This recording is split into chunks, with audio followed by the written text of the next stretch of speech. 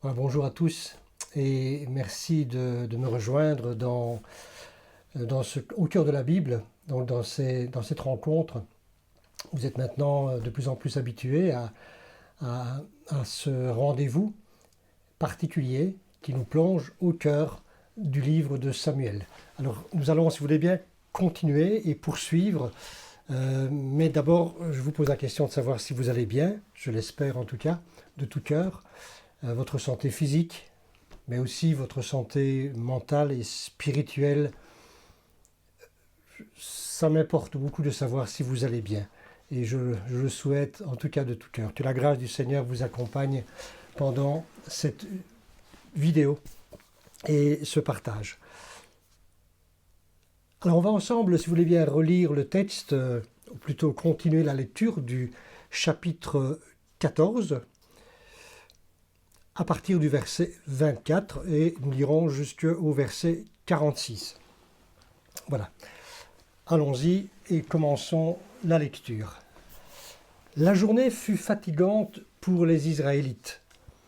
Saül avait lié le peuple par serment en disant « Maudit soit l'homme qui prendra de la nourriture avant le soir, avant que je me sois vengé de mes ennemis. » Et personne n'avait pris de nourriture. Tout le peuple était arrivé dans une forêt où il y avait du miel à la surface du sol. Lorsque le peuple entra dans la forêt, il vit le miel qui coulait, mais personne ne porta la main à la bouche, car le peuple respectait le serment. Quant à Jonathan, il ignorait le serment que son père avait fait faire au peuple. Il avança le bout du bâton qu'il avait à la main, le plongea dans un rayon de miel et ramena la main à la bouche. Et sa vue devint claire. Alors quelqu'un du peuple lui adressa la parole et dit « Ton père a fait jurer le peuple en disant « Maudit soit l'homme qui prendra de la nourriture aujourd'hui » et le peuple est épuisé. » Jonathan dit « Mon père fait du tort au peuple.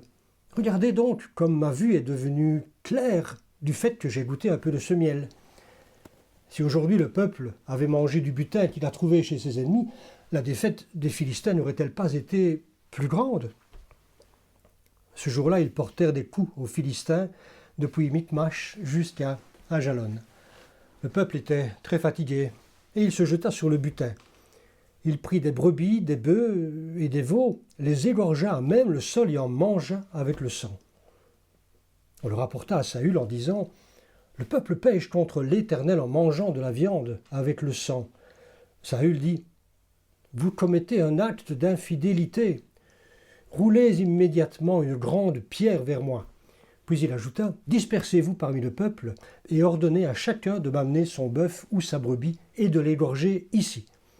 Ensuite vous pourrez manger et vous ne pécherez pas contre l'Éternel en mangeant la viande avec le sang. » Pendant la nuit, chaque membre de la troupe amena son bœuf afin de l'égorger sur la pierre. Saül construisit un autel pour l'Éternel. Ce fut le premier autel qu'il construisit en l'honneur de l'Éternel. Saül dit « Descendons cette nuit à la poursuite des Philistins.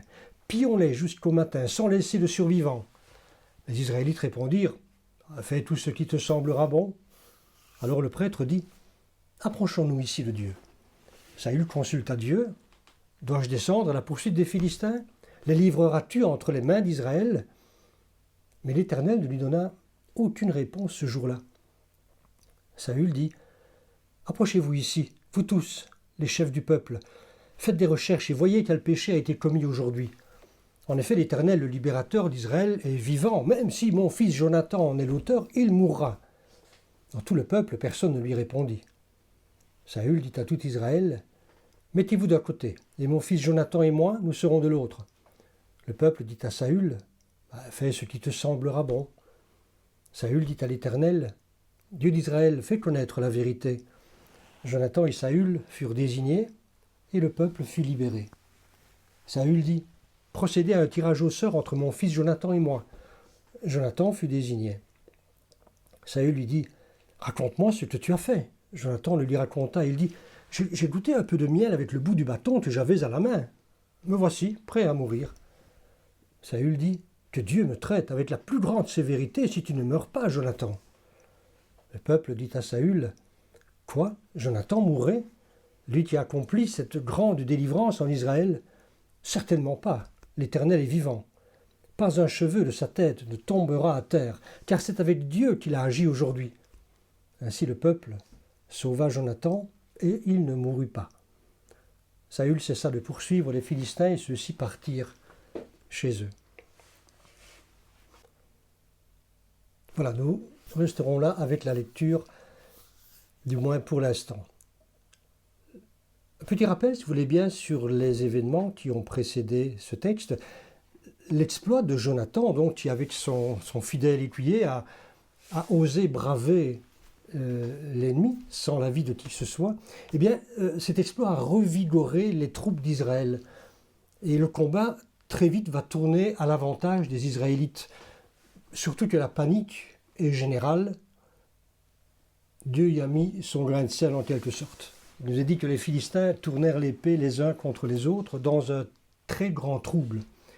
Et puis les Hébreux, certains Hébreux craintifs, qui étaient passés dans le rang des Philistins, souvenez-vous, eh bien, voyant l'avantage maintenant d'Israël, eh bien, voilà, comme ils l'ont déjà fait précédemment, ils tournent casaque et ils se retournent contre leurs hôtes, en quelque sorte les Philistins, pour les combattre. Bref, au moment où maintenant la victoire semble certaine, parce que Saül a pris en quelque sorte le train en marche et il a continué l'œuvre de Jonathan son fils, il en a profité d'ailleurs, il nous est dit que le narrateur va mentionner un fait tout à fait particulier, un vœu solennel que Samuel va prononcer. Au verset 24, il dit ceci: « Maudit soit l'homme qui prendra de la nourriture avant le soir, avant que je me sois vengé de mes ennemis. » Autrement dit, le roi Saül exige un jeûne généralisé. Alors, vous voyez, ce verset renferme en quelque sorte en lui-même toute, je pourrais dire, l'arrogance, le dédain, la suffisance et l'orgueil, bien entendu, qu'un homme charnel, c'est-à-dire un homme qui est conduit par ses propres sens, par sa volonté propre, qui fait fi de toute influence spirituelle, eh bien on voit combien il peut exprimer cette arrogance, cet orgueil, non seulement envers Dieu, mais aussi envers un peuple que Dieu lui a confié.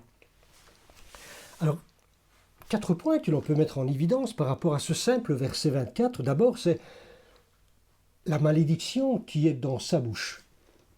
Maudit soit l'homme. Qu'est donc l'homme pour maudire son prochain, quel qu'il soit? Si, et je dis bien si, quelqu'un peut maudire l'homme, c'est-à-dire porter un jugement de valeur sur lui, eh bien, c'est Dieu seul, dans sa grande justice et dans sa miséricorde qui sont infinies.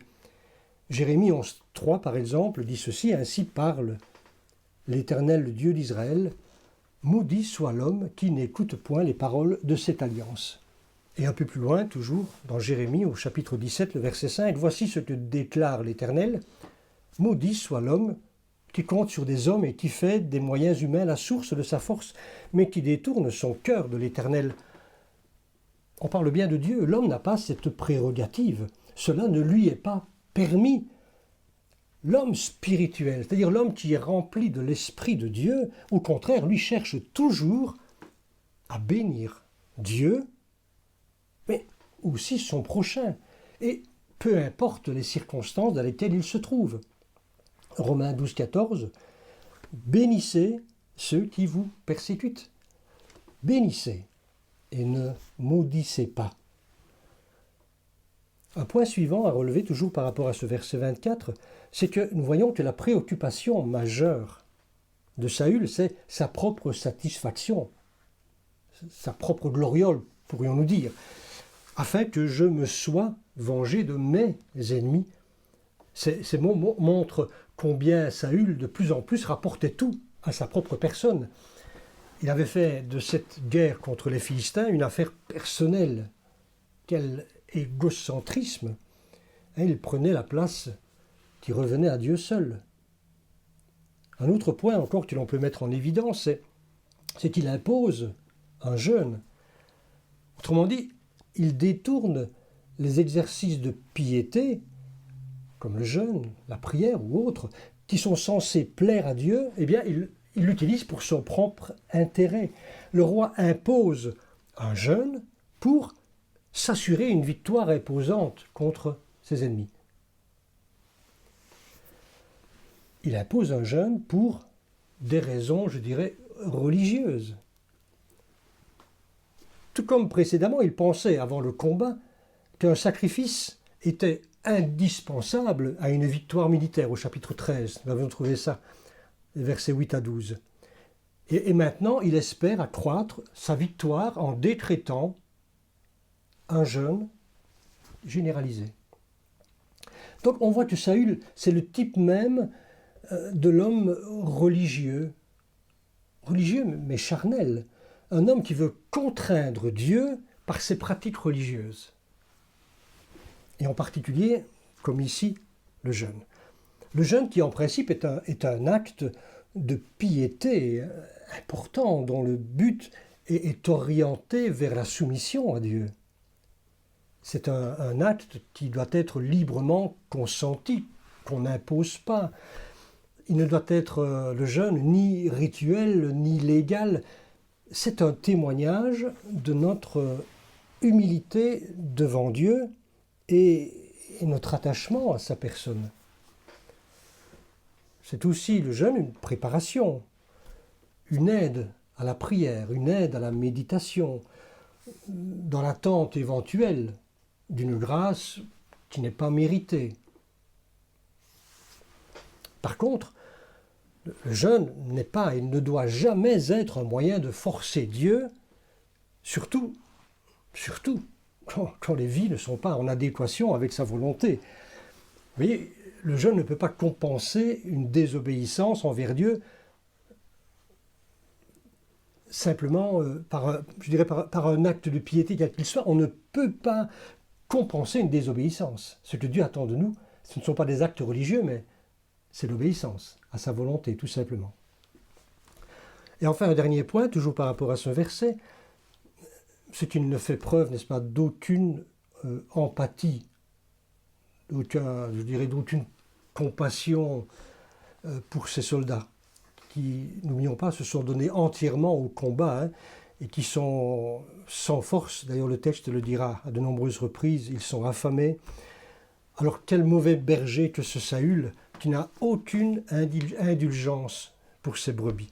Il est véritablement aux antipodes du véritable berger qui a dit un jour « Je suis ému de compassion parce qu'ils n'ont rien à manger. » Souvenez-vous, ce sont les paroles de notre Seigneur Jésus.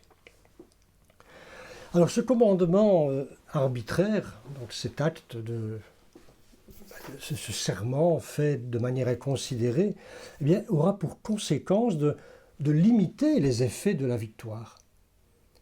En interdisant la prise de nourriture à des soldats qui étaient fatigués, c'est ce que nous lisons, verset 24, la journée fut fatigante pour les Israélites. Verset 28, le peuple était épuisé, ils étaient affamés, ils étaient, on pourrait dire, en hypoglycémie, manquant de lucidité. Il a ainsi, Saül, limité la victoire qui aurait pu être beaucoup plus nette, plus décisive encore, sans son intervention. Et quelle souffrance aussi, n'est-ce pas, pour ces hommes, parce qu'en traversant la forêt, ils voient le miel couler en abondance, des arbres creux, on pourrait dire, et qui contenaient des essaims d'abeilles. Donc on voit ce miel à profusion, eux qui sont en manque de sucre, et bien sûr que la tentation est d'autant plus grande. Mais malheur à eux s'ils étaient désobéissants à l'ordre de Saül. Encore une fois, voyons que Saül pêche par son impatience, sa démangeaison à vouloir agir même à contresens. Vous voyez, quand l'homme naturel, c'est-à-dire l'homme qui est conduit par ses propres pulsions, j'insiste, par ses propres désirs, c'est cela l'homme naturel, se mêle des choses spirituelles, il ne peut qu'affaiblir ses effets, et jusqu'à les rendre même caducs. Et c'est d'ailleurs ce que Jonathan, son fils, va attester, lui qui n'était pas au courant du deal de son père. Et il mangera d'ailleurs un peu de miel, doux à son palais, une douceur, n'est-ce pas, pour lui redonner des forces. Verset 30, il dira à Jonathan, si aujourd'hui le peuple avait mangé du butin qu'il a trouvé chez ses ennemis, la défaite des Philistins n'aurait-elle pas été plus grande? Il le dit à juste titre, il le dit de manière raisonnée. Jonathan, c'est un homme libre, qui se tient à part. Il ignore le décret de son père et il profite, je dirais, en toute bonne conscience de ce soulagement providentiel. Le miel, nous disait-il dit, lui rendit lucidité et force nouvelle. Dieu sait si bien prendre soin de nous, n'est-ce pas?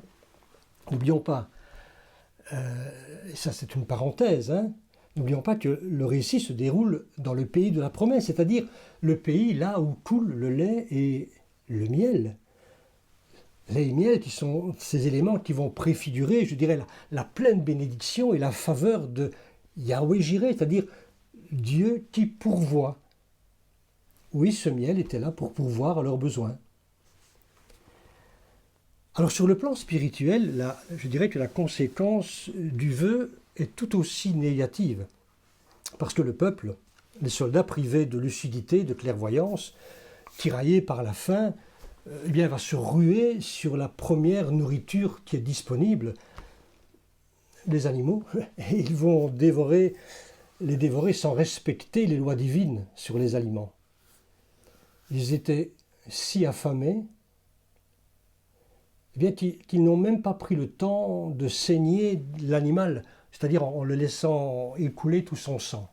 Parce qu'il fallait que l'animal soit vidé de son sang avant d'être mangé, cueilli et mangé. Et le peuple, donc, il nous est dit, prit les brebis, les bœufs, les veaux, et les égorgea à même le sol et en mangea avec le sang. Bien sûr que manger la viande avec son sang était absolument interdit par la loi.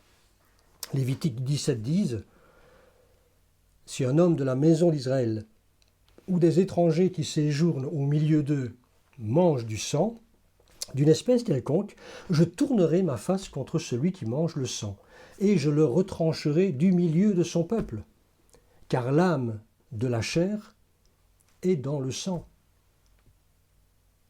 Donc nous pouvons supposer que tout le monde, parmi le peuple, n'est-ce pas, savait pertinemment bien que manger la viande avec le sang était une grave profanation.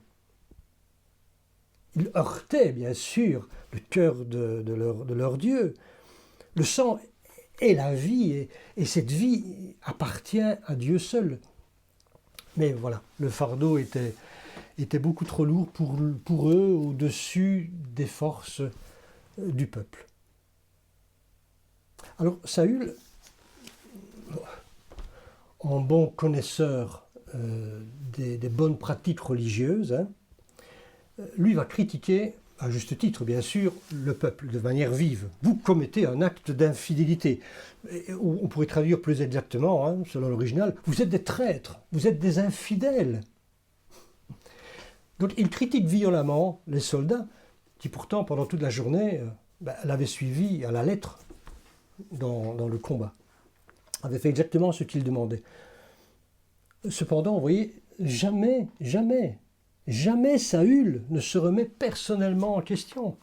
Aucune parole de regret au sujet de son vœu, entre autres. Verset 23, Saül de dire « Roulez immédiatement une grande pierre vers moi ». Et là, il va ériger une grande pierre pour y égorger les animaux et ainsi faciliter l'écoulement du sang afin qu'il ne soit pas touché en quelque sorte pour que la chair ne soit pas trempée par le sang. Verset 35 aussi nous a dit que Saül, juste après, construisit un autel pour l'Éternel. Ce fut le premier autel qu'il construisit en l'honneur de l'Éternel. Alors, c'est quoi le sens de cet autel? Il nous a dit qu'il construisit pour la première fois un autel. Était-ce un simple monument dédié à sa victoire? Vous savez, au chapitre 15, nous le verrons au chapitre suivant, là aussi, il va ériger une autre stèle pour célébrer sa victoire contre les Amalécites. Ce sera la rencontre suivante. Peut-être était-ce ici aussi un simple monument de sa victoire, mais Peut-être que c'était aussi simplement un véritable autel. Oui, à partir de cette grosse pierre qu'il a amenée pour égorger les animaux, est-ce que cette pierre s'est par la suite transformée en un autel destiné à des sacrifices? Dans ce cas, ce qui n'est pas étonnant du tout, nous voyons Saül sortir de plus en plus de sa charge royale. Sacrifier, c'est le rôle du sacrificateur, et certainement pas celui du roi. Donc il aggrave de plus en plus son cas. Après avoir, je dirais, corrigé le comportement du peuple, Saül s'apprête sans la moindre hésitation à poursuivre les Philistins. Ok, à l'attaque, allons-y, et ces soldats n'émettront aucune objection. Avec un certain fatalisme, fais tout ce qui te semblera bon. Bien sûr, comment oserait-il contester après avoir été repris de manière si sévère par le roi? Par contre, le sacrificateur, lui, est plus prudent et peut-être inquiet de la manière désinvolte avec laquelle Saül se comporte avec Dieu, ou s'est comporté à de nombreuses reprises avant avec le Seigneur. Suggère, lui, le sacrificateur, de consulter Dieu. Alors le prêtre dit « Approchons-nous ici de Dieu ». Et cette proposition va satisfaire Saül, qui va consulter l'Éternel, via le prêtre, donc Achija ou Achimélec, c'est le même. Mais de manière inattendue, Dieu ne donne aucune réponse, malgré la précision des questions qui sont posées. Et ce silence de Dieu est immédiatement perçu par Saül comme étant un signe réprobateur de l'Éternel. Il n'est pas d'accord avec quelque chose de particulier. Dieu se tait, donc quelqu'un a péché. Qui cela peut-il être? Qui donc aurait pu pécher ici? Bien sûr, n'importe qui, mais pas moi. Probablement, pense Saül. N'importe qui, mais pas lui, bien sûr. Alors, de nouveau et de manière hâtive, d'ailleurs comme à l'accoutumée, Saül parle de manière irréfléchie et va prononcer un deuxième serment tout aussi destructeur que le premier. Il dira « L'Éternel, le libérateur d'Israël est vivant ». Il mêle même Dieu à ce serment. Même si mon fils Jonathan en est l'auteur, il mourra. Et son fils Jonathan, eh bien, il sera justement désigné par le sort. Ironie du sort, lui, le héros du jour. Vous voyez, ce verset nous montre combien il est insensé de faire précipitamment de tels serments. Proverbe 10, 19. Celui qui parle beaucoup ne manque pas de péché, mais celui qui met un frein à ses lèvres est un homme avisé. Donc, si Saül avait pu mettre un frein à sa bouche, je pense qu'il aurait été préservé de beaucoup de maux, lui ainsi que son peuple. D'ailleurs, ce vœu nous rappelle un vœu qu'un autre homme un jour a prononcé, c'est Jephthé. Jephthé, c'était un des juges, on trouve cela dans le livre des juges au chapitre 11. Jephthé qui avait dit simplement à Dieu, si tu livres mes ennemis entre mes mains, eh bien à mon retour, la première personne qui sortira de ma maison, eh bien je vais te la consacrer, Éternel, et je te l'offrirai en holocauste. Lorsque Jephthé est retourné dans sa maison, vous connaissez l'histoire, n'est-ce pas? La première personne qui est sortie de la maison, c'était sa fille, avec des tambourins, des danses, voulant probablement fêter la victoire de son père. C'était son unique enfant, nous dit la parole, n'avait pas de fils, pas d'autre fille, et il a accompli le vœu qu'il avait fait. Jacques exhortera à être prompt à écouter, mais lent à parler et lent à se mettre en colère. Mais soyez prompt à écouter, mais lent à parler. Vous risqueriez de dire n'importe quoi. C'est ce qui s'est passé d'ailleurs pour ces deux hommes. Jonathan sera désigné par le sort, mais bien sûr qu'il n'est pas coupable, hein, même si le sort l'a désigné. Le seul vrai coupable dans toute cette histoire devant Dieu, c'est Saül, bien entendu. Jonathan est découvert, et Saül, endurci, déterminé comme il est, eh bien, décrète la mort de Jonathan avec un troisième serment au nom de l'Éternel. Que Dieu me traite avec la plus grande sévérité si tu ne meurs pas, Jonathan. On parle d'un père ici, hein, qui est en train de s'adresser à son fils.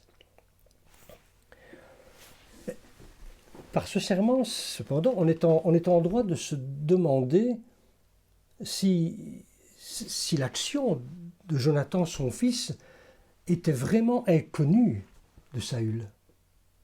Est-ce qu'il l'apprenait là, pour la toute première fois? Son attitude et ses paroles montrent qu'il suspecte fortement déjà Jonathan. Est-ce qu'il n'était pas par hasard déjà agité par une sorte de jalousie féroce en voyant les actes de vaillance par lesquels son fils, en quelque sorte, l'éclipsait peu à peu? Saül se sentait voilé par les exploits répétés de son fils Jonathan. Et d'ailleurs, cette jalousie qui était naissante, peut-être, a été exacerbée de plus en plus lorsque David viendra, lorsque David il essaiera d'ailleurs Saül à plusieurs reprises de tuer David à cause de ses succès grandissants. La jalousie devenait meurtrière. Saül demande à son fils, raconte un petit peu ce qui s'est passé. Et le fils de raconter simplement, j'ai goûté un peu de miel avec le bout du bâton que j'avais à la main. Me voici, prêt à mourir. Alors, bien sûr qu'on ne peut être qu'interpellé face à la disproportion entre une condamnation à mort et puis la gravité du méfait. Vous vous rendez compte que c'est grave, il a pris un peu de miel avec son bâton. Et puis, il y a cette réponse, je dirais, calme, digne, d'un Jonathan qui accepte son sort sans résister. Un peu comme une brebis qui est menée à la boucherie. Alors, bien sûr que c'est une manière de voir et d'imaginer la scène. Hein. Un peu comme nous imaginerions Jésus qui est conduit vers sa destinée. Mais j'aimerais peut-être vous en proposer une autre qui cadre bien avec le personnage de Jonathan, qui est un jeune homme courageux, fougueux, intrépide. Il ose prendre des initiatives sans en parler à son père ni à qui que ce soit, qui, je dirais ouvertement même, déclare ne pas être d'accord avec la décision de son père de jeûner. Et lorsque son père lui déclare ce qu'il a fait de si grave, que le coupable mérite la mort, bien sûr ce qui est absurde en soi, et je pense que Jonathan est un homme qui est sensé, il répond, et peut-être avec une certaine ironie, j'ai goûté un peu le miel avec le bout du bâton que j'avais dans la main, voilà, maintenant me voici prêt à mourir. L'intonation est différente. Et l'interprétation aussi, par conséquent. Il met en quelque sorte par cette ironie en évidence la folie de son père qui est prêt à le sacrifier pour un peu de miel. C'est son propre père. Le proverbe 26, 5 dit ceci, réponds à un homme stupide suivant sa folie, si tu ne veux pas qu'il se considère comme sage. Une autre version dit réponds au sot selon sa sottise, sinon il se prendra pour un sage. Alors juste après, percevant l'ironie de son fils, Saül, enragé, va réitérer sa menace de mort. « Oh, que Dieu me traite avec la plus grande sévérité si tu ne meurs pas, Jonathan !» On comprend peut-être mieux ce troisième serment qui est fait. Bien sûr, heureusement d'ailleurs, il sera sauvé par le peuple qui indigné par la situation, reprend ses esprits. N'oublions pas que par deux fois, il avait dit à Saül, avec une certaine résignation, probablement dans la crainte, « Fais ce qui te semblera bon. » Ici, non. Ici, pas question. pas question. Et le peuple reprend ses esprits et justifie, sauve Jonathan, qui est le héros du jour. Hein. Il va d'ailleurs laisser Saül à sa folie et à sa honte. Voilà un peu pour ce texte, et j'aimerais, si vous voulez bien, conclure par la grande leçon spirituelle que l'on peut tirer du chapitre 14. Donc pas seulement de cette péricope, de cette partie de texte, de cette partie de chapitre que nous avons lu, mais aussi reprendre le texte de la fois dernière, avec d'un côté, je dirais, l'incursion de Jonathan et de son serviteur, qui, sous l'onction de Dieu, bien, vont investir seuls les lignes ennemies philistines, provoquant la débandade, d'un côté. Et on a la description de cet événement. Et puis de l'autre côté, on a les décisions intempestives et irréfléchies, les serments de Saül. Et là, nous avons deux tableaux bien distincts, avec un message. Rien de commun entre la vie selon la chair et la vie selon l'esprit. Rien de commun entre le chrétien qui marche par l'Esprit de Dieu et le croyant qui vit et décide selon la chair. On ne s'associe pas au monde pour construire des projets divins. C'est, je pense, un des messages à retirer de ce chapitre. Jonathan combat sans les armes humaines, obligé qu'il est, pour monter au-devant des Philistins, de se servir de ses mains, de ses pieds. Voyez ? Et c'est ainsi qu'il remporte la victoire de Dieu. Quant à Saül, en apparence, rien ne lui manquait. Il avait tout ce qu'il fallait, la royauté, l'armée, la sacrificature était avec lui. Mais en réalité, tout lui faisait défaut. Dieu n'était pas avec lui. Quand bien même il lui semblait être, lui, avec Dieu. Vous voyez, la sacrificature qui semblait le soutenir était déjà jugée d'avance et lui-même était rejeté comme roi. Triste bilan, n'est-ce pas, s'il en est. Et avant de vous quitter, il y a quand même un dernier point que j'aimerais soulever. Parce que j'aimerais revenir à une expression qui m'a interpellé, qui a été utilisée en début de chapitre, d'ailleurs en lien avec le serment de Saül au verset 24. Une expression que la seconde 21 rend bien, entre autres. Hein.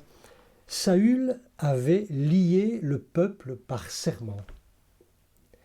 Et rien que dans ce verset, et particulièrement cette expression « avait lié », on a là comme une sorte de grande fresque du péché de l'homme et de ses conséquences. Et Saül avait en quelque sorte par contrainte associé tout le peuple à ce serment qui fait appel à l'intervention directe de Dieu, hein, souvenez-vous. Il y a cette malédiction qu'il prononce sur ceux qui rompraient ce vœu. Alors nous voyons combien cette situation, combien parfois les paroles faites sous serment peuvent lier les personnes et les garder sous un joug. Bien aimés, nous pouvons être liés par des paroles négatives, c'est-à-dire des paroles mal dites, malédiction, c'est-à-dire dire du mal d'eux. Et nous pouvons dire du mal de nous-mêmes. Nous pouvons nous prononcer aussi des serments. Des serments que nous nous sommes faits à nous-mêmes, à des occasions particulières. Peut-être des promesses de refus de pardon dans une occasion bien particulière. Mais pas que les paroles, les actions, les décisions des uns, des autres, les parents, toute autorité qui nous gouverne, les institutions gouvernementales, l'école et même, oui, l'Église, eh bien, tous ces éléments, toutes ces actions, ces paroles dites, ces serments faits, eh bien, nous lient les uns aux autres, que nous le voulions ou non. L'armée de Saül a été liée au serment de son chef par contrainte. Mais la question que je me suis posée est celle-ci. Qu'en est-il de Jonathan, qui lui n'était pas physiquement présent lorsque le serment a été prononcé? C'est peut-être une question qui vous a traversé l'esprit. En tout cas, elle semble être en filigrane dans dans ces textes. Et ça m'a interpellé. Je me suis posé la question, mais Jonathan était-il, malgré son absence, lié par le serment de son père? En tout cas, le texte nous dit, après invocation, que le sort est tombé sur lui. À juste titre d'ailleurs, parce qu'il avait enfreint l'interdit, bien qu'il en ignorait la composition et aussi la sentence. Alors, ce que nous savons, c'est qu'en finalité de cette histoire, Jonathan, et ça je pense que c'est magnifique, c'est déjà une image d'un salut beaucoup plus grand. Jonathan sera sauvé et justifié par le peuple lui-même. Mais j'aimerais que, si vous voulez bien, nous nous élevions un peu, que nous élevions notre regard et puis que nous considérions deux autres hommes de Dieu, de la parole, c'est Josué et Caleb, un peu dans des circonstances, je dirais, un peu semblables. Josué et Caleb, accompagnés de ces 12 espions qui vont donc, sous les ordres de Moïse, se rendre dans le pays de Canaan et puis revenir pour faire un bilan de ce qu'ils ont vu. Et nous savons que leur foi a été contrecarrée par l'incrédulité et la mise en doute du plan de Dieu, c'est-à-dire la conquête du pays de la promesse de Canaan. Malheureusement, vous voyez, le peuple en entier a suivi l'avis des 10, en refusant d'entrer en Canaan et de faire confiance en quelque sorte à la foi de Josué et de Caleb. Et ils ont dû subir la condamnation de Dieu qui était l'errance dans le désert, qui est d'ailleurs devenu leur tombeau. Ils sont tous morts dans le désert, à l'exception des hommes de foi que sont Josué et Caleb, qui eux sont quand même, à cause et grâce à leur foi, ils ont pu rentrer dans le pays promis. Mais s'ils ne sont pas morts dans le désert et sont parvenus à rentrer en Canaan, ils ont, on peut le dire de manière solidaire, payé les conséquences du péché du peuple en errant aussi 40 ans dans le désert. Ils ont aussi foulé le sol du désert pendant 40 ans, au même titre que les autres. Si on s'élève encore un peu plus haut, et que l'on considère les Écritures qui nous parlent, je dirais, d'une humanité cosmique, d'un plan de Dieu qui n'est pas seulement terrestre, mais qui est universel, eh bien, nous lisons dans Romains chapitre 5, verset 12, nous lisons ceci: « Par un seul homme, le péché est entré dans le monde, et par le péché la mort. Et ainsi la mort a atteint tous les hommes, parce que tous ont péché. » Donc, par la naissance physique, nous sommes devenus solidaires d'Adam. Oui, de manière passive, parce que les événements se sont passés hors de notre volonté, mais malgré tout, nous avons subi, n'est-ce pas, les conséquences de cette union, à savoir le péché et la domination de la mort. Donc, que nous le voulions ou non, bien-aimés, nous sommes liés les uns aux autres. Alors, je termine bien sûr, pas de fatalisme, parce que la justice de Dieu va bien au-delà de la nôtre, heureusement d'ailleurs, parce que là où le péché a abondé, c'est-à-dire à cause de la condamnation de tous les hommes, eh bien, la grâce a surabondé grâce à la mort d'un seul homme, Jésus, dont les conséquences se sont étendues à tous les hommes, et pas que pour un repos terrestre, mais en vue d'un repos éternel. Alors, j'aimerais simplement vous laisser avec ce texte de Romains au chapitre 5, et c'est une version en français courant que j'ai choisie, parce qu'elle me semble être bien claire dans ce thème que j'aborde là, la conséquence et cette universalité en quelque sorte du péché, mais aussi de la grâce. Romains 5, 15. Mais la faute d'Adam n'est pas comparable en importance au don gratuit de Dieu. Certes, beaucoup sont morts à cause de la faute de ce seul homme, mais la grâce de Dieu est bien plus grande et le don qu'il a accordé gratuitement à beaucoup par un seul homme, Jésus-Christ, est bien plus important. Et le don de Dieu a un tout autre effet que le péché d'un seul homme. Le jugement provoqué par le péché d'un seul a eu pour résultat la condamnation, tandis que le don gratuit accordé après de nombreuses fautes a pour résultat l'acquittement. 17. Certes, la mort a manifesté son pouvoir par la faute d'un seul, à cause de ce seul être, mais par le seul Jésus-Christ, nous obtenons beaucoup plus. Tous ceux qui reçoivent la grâce abondante de Dieu et le don de son œuvre salutaire vivront et régneront à cause du Christ. Ainsi, la faute d'un seul être, Adam, a entraîné la condamnation de tous les humains. De même, l'œuvre juste d'un seul, Jésus-Christ, libère tous les humains du jugement et les fait vivre. Par la désobéissance d'un seul, une multitude de gens sont tombés dans le péché. De même, par l'obéissance d'un seul, une multitude de gens sont rendus justes aux yeux de Dieu.